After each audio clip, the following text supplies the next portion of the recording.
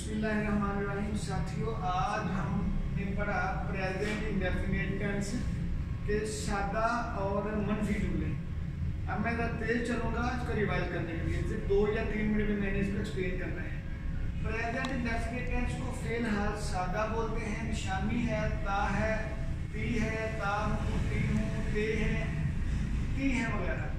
मिसालें, मैं आपको पढ़ाता हूँ, बच्चे गली में खेलते हैं, वो मरीज जाती है।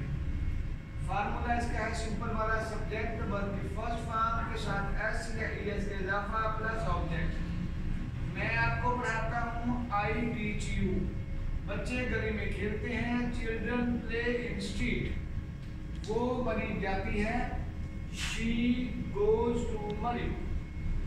आगे आगे एस या एस का इजाफा, जिसको हमने असूल नंबर 1 बोला था। अगर फाइल यानी सब्जेक्ट ही, शी, इट या अकेला नाम हो तो वर्ब की फर्स्ट फॉर्म के साथ एस लगेगा या एस लगेगा। एस या एस का इजाफा होता है, जिसको हमने डायग्रामेटिकली समझाया था कि अगर सब्जेक्ट ही, शी, इट या अकेला नाम हो तो वर्ब की फर्स्ट फॉर्म के साथ या एस लगेगा या ईएस लगेगा। आपके पास 2 ऑप्शन होती हैं, या एस लगे या ईएस लगे। अब ईएस का इजाफा अगर फाइल यानी सब्जेक्ट ही, शी, इट या अकेला नाम हो और तो जानवर के मैंने बड़ा लिखा है, 2 चॉइस इसमें।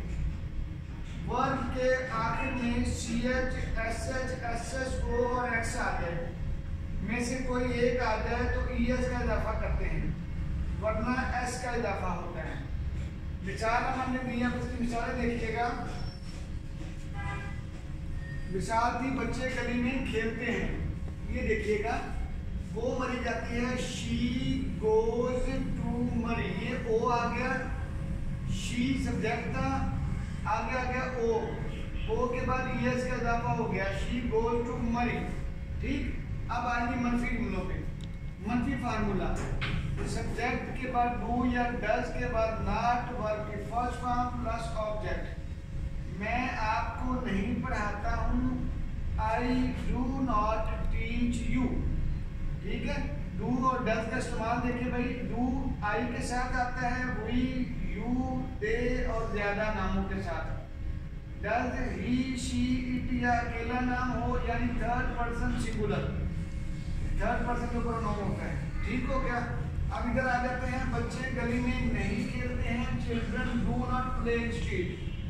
वो मरी नहीं जाती है, she does not go to Murree. ठीक, जज़ाकल्लाह।